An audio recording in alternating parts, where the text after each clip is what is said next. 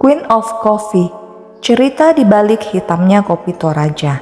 Selain terkenal dengan wisata alam dan budaya yang sungguh mempesona, Toraja juga dikenal dengan kopinya yang mendunia. Akan terasa belum lengkap jika berkunjung ke kota Tondok Lepongan Bulan ini tanpa mencicipi atau membeli kopi Arabica asli Toraja. Lantaran aroma dan cita rasanya yang sedap, memang sangat pantas bila kopi jenis Arabica ini dijuluki dengan sebutan Queen of Coffee.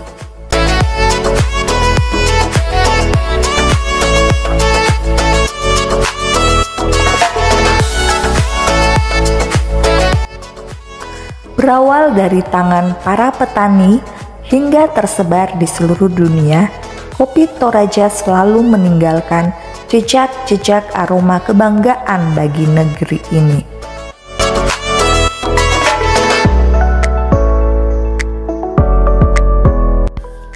Salah satu jenis kopi Toraja yang merupakan jenis kopi terbaik dan termahal di dunia adalah kopi luwak. Tidak tanggung-tanggung, ternyata jenis kopi ini dihargai sangat mahal. Yang menarik dari jenis kopi ini adalah prosesnya yang sangat unik hingga bisa tersaji dalam secangkir aroma hitam yang sungguh nikmat. Kopi luwak berasal dari biji kopi yang ditemukan pada kotoran luwak. Luwak adalah sejenis hewan tupai yang banyak hidup di pinggir hutan dekat perkebunan kopi. Oleh karena itu, kopi ini diberi nama kopi luwak.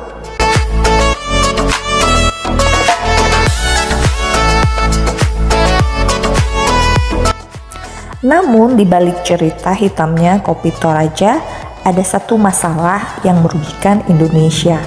Kopi Toraja sudah menjadi merek dagang di Jepang dan Amerika oleh Kei Coffee oleh seorang pengusaha. Indonesia tidak bisa langsung menjual kopi Toraja ke Jepang dan Amerika Serikat, kecuali melalui Kei Coffee atau pengusaha Amerika tersebut. Jika mengekspor langsung, pihak negara Indonesia bisa dituding melanggar merek yang telah didaftarkan di sana. Padahal, kopi yang di Jepang itu aslinya kopi asal Toraja.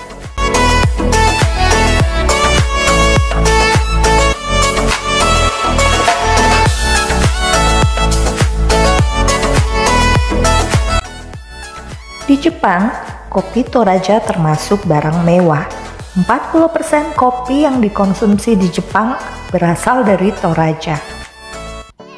Selain terkenal di Jepang, kopi Toraja juga sangat dilirik oleh pemerintah Korea.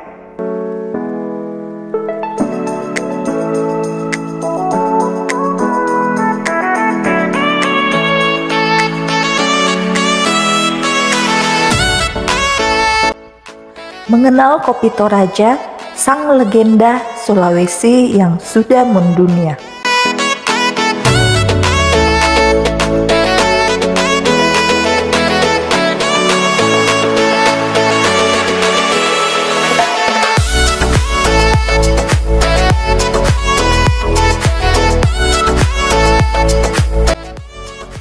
Buat kamu pecinta kopi, wajib mencoba kopi yang sangat terkenal bahkan sudah mendunia yang satu ini.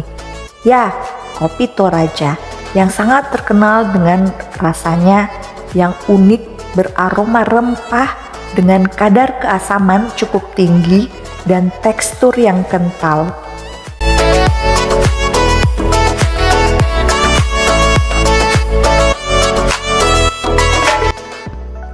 Karena keunikan ini, Toraja dianggap sebagai wilayah penghasil kopi Arabica terbaik di dunia.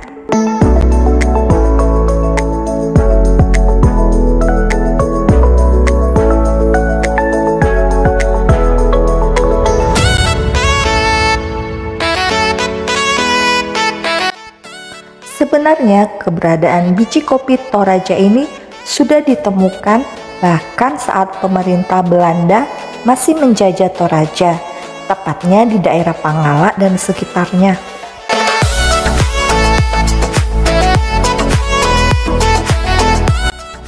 Secara terminologi, Toraja yang berasal dari bahasa Bugis memiliki arti orang yang berdiam di dataran tinggi.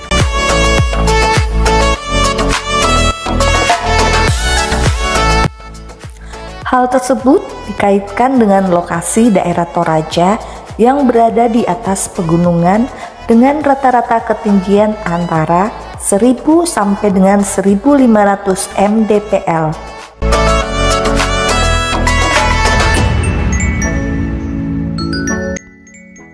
Yuk, mari kita bahas beberapa hal menarik tentang kopi Toraja.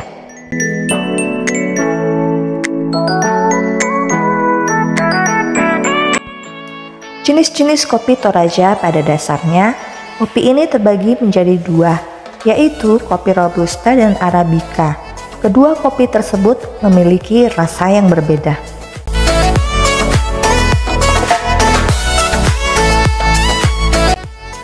Kopi Toraja Robusta adalah biji kopi yang memiliki rasa lebih pahit dibandingkan Arabica.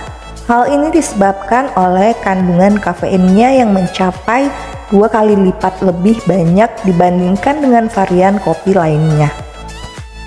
Maka dari itu, jenis kopi ini memiliki kandungan antioksidan yang tinggi serta dapat membantu mengurangi risiko terserang penyakit. Biji kopi Arabica lebih banyak digunakan pada biji kopi Toraja. Hal ini disebabkan oleh kontur tanah vulkanis pegunungan Sesean dan juga ketinggian yang sesuai dengan media tanam untuk tanaman kopi Arabica.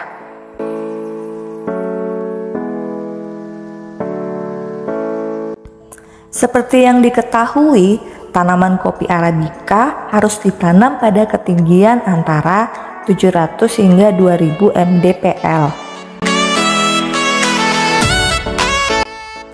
Karakteristik kopi Toraja, karakter kopi Toraja yang khas adalah bodi yang tebal dan keasaman rendah.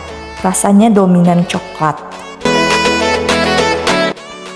Rasa kopi Toraja yang sangat kuat membuatnya menjadi favorit dan dijual dengan harga tinggi di negara-negara Eropa Utara. Bahkan minuman ini dianggap sebagai minuman mewah. Melekat erat dalam budaya setempat, masyarakat Toraja seakan tidak bisa dipisahkan dari kopi. Selain aktivitas ngopi sudah jadi bagian dari kehidupan sehari-hari, kopi pun menginspirasi lahirnya budaya tarian yang dikenal dengan tari petik kopi atau tari malatu kopi.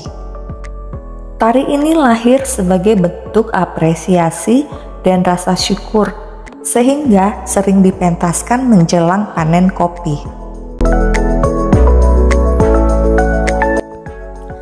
Manfaat kopi Toraja, kopi ini ternyata juga memiliki beberapa manfaat bagi tubuh, antara lain dapat membuang lemak, menyingkirkan nyeri, menjaga stamina tubuh, memperkuat tulang, dan dapat mengurangi resiko diabetes.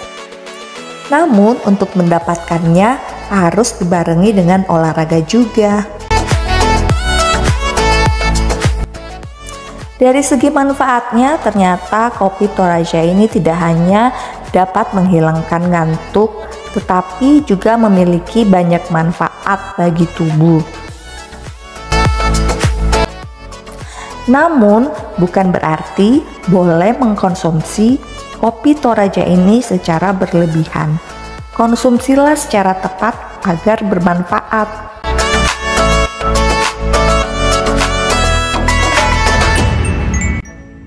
Dalam rantai panjang produksi kopi Toraja, proses pasca panen adalah salah satu bagian yang paling penting dan memiliki pengaruh besar dalam menentukan cita rasa akhir dari kopi Toraja.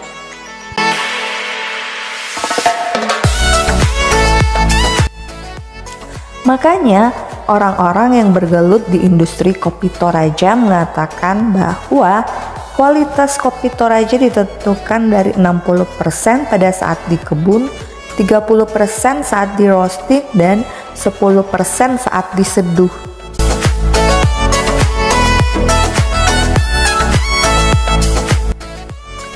Nah, proses di kebun inilah yang didominasi oleh proses pasca panen dengan tujuan untuk memisahkan biji kopi dari dagingnya yang selanjutnya dicuci lalu dijemur.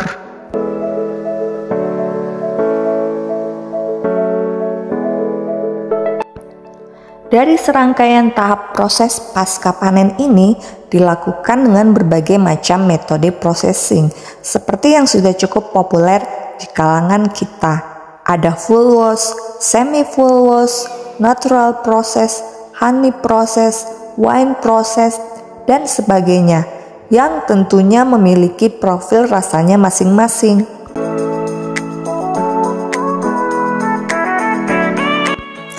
Ayo kita coba mengulas 3 metode processing kopi yang ada di Toraja. Carbonic maceration. Carbonic maceration adalah metode pasca panen yang digunakan dalam pembuatan wine di Perancis. Metode ini kemudian ikut diaplikasikan oleh beberapa industri pengolahan kopi di seluruh dunia.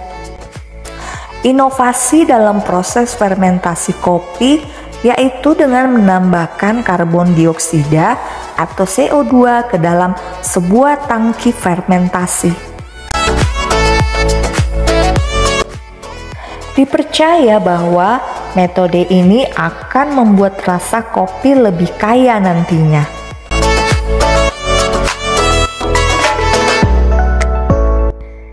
Natural anaerobe. Natural anaerobe adalah penggabungan 2 metode yang berbeda dari proses pasca panen kopi. Ini juga menjadi salah satu metode yang baru di industri kopi kita di Indonesia.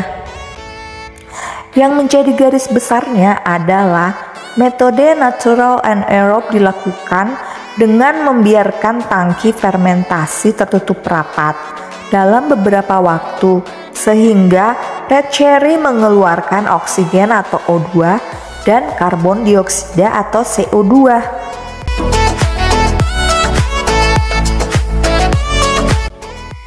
Kemudian tangki fermentasi yang digunakan harus memiliki katup yang berguna untuk mengeluarkan karbon dioksida dari dalam tangki secara perlahan hingga masa fermentasi selesai. Rasa kopi yang dihasilkan oleh proses natural anaerobe ini nantinya akan memiliki rasa yang jauh lebih kaya dibandingkan dengan proses natural karena ada tambahan fermentasi sebelum dijemur.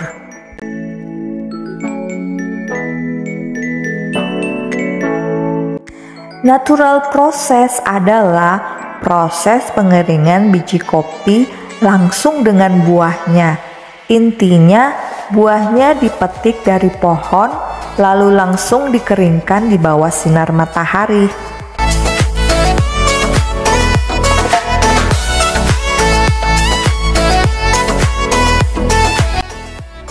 Dalam proses basah, air digunakan untuk mengupas buah ceri sampai bagian lendirnya, sehingga hanya tersisa biji kopinya saja sebelum kopi tersebut dikeringkan.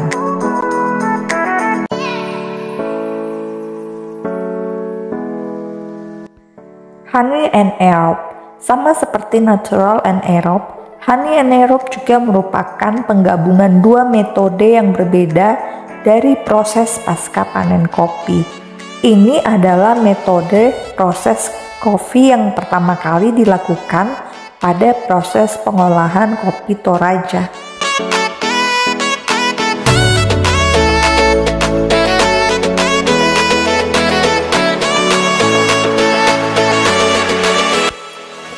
Honey process adalah Proses buah kopi dikupas dan dikeringkan dengan lapisan lendir yang masih menyelimuti biji kopi tersebut.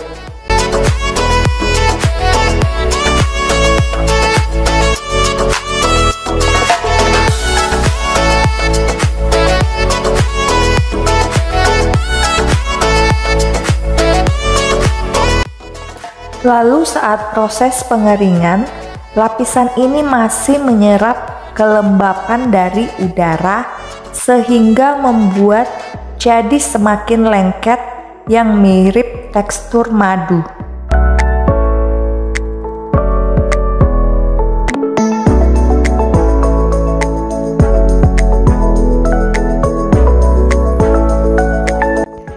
Nah, itulah kisah di balik hitam dan nikmatnya kopi Toraja.